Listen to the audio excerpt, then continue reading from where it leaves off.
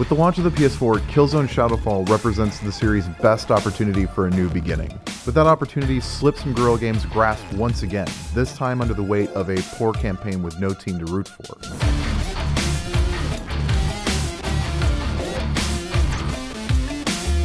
Killzone Shadowfall is set 30 years after the last game.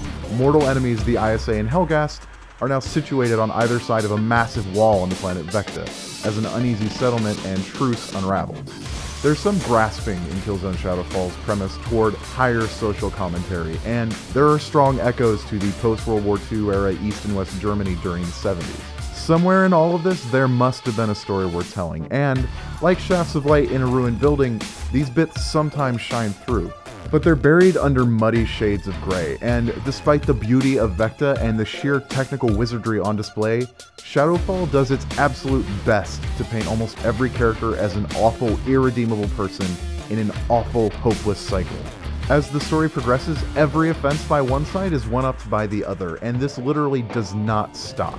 Even as the credits roll, Killzone Shadowfall finds another parting shot to underscore the ultimate pointlessness of the Helghast-Vectan war. It didn't matter that Killzone Shadowfall's script was full of awful dialogue, plot holes, or bad voice acting, and if Guerrilla was trying to tell me that everyone in the Killzone series was irredeemable, then they succeeded. But they also effectively murdered any investment I tried to place within the characters of the plot. By the end of the game, I didn't care who won.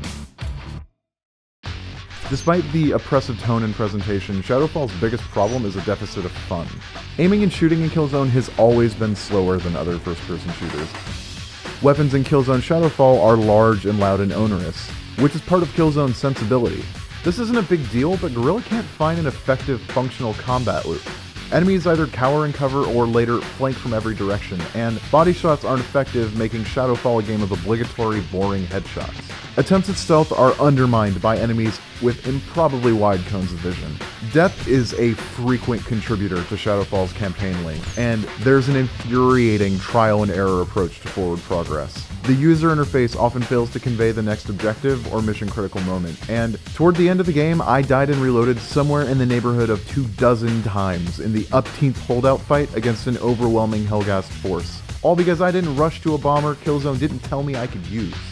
Shadowfall constantly fails to find any sort of trajectory or direction. Ironically, the parts of the game where I was able to wander through and soak up the often stunning environments that make up Killzone Shadowfall were the moments of the campaign I enjoyed most.